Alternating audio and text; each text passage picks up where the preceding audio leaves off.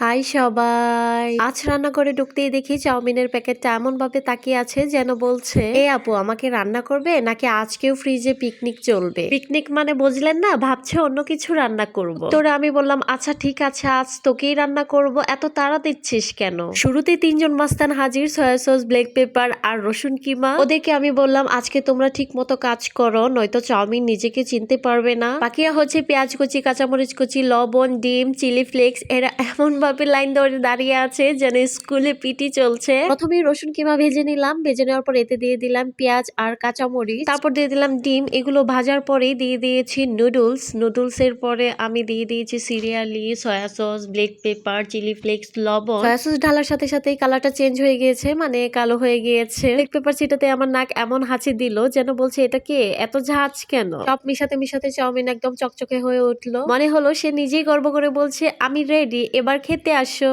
যাই হোক, আজকে চাউমিন বানিয়েছি, যদি খেতে গিয়ে মন খারাপ হয় তাহলে বুঝবো লবণ কম দিয়েছি। তো ভিউয়ার্স, আমার ভিডিওটি যদি আপনাদের ভালো লেগে থাকে তাহলে লাইক, কমেন্ট এন্ড শেয়ার চাই। সবাইকে অনেক অনেক ধন্যবাদ।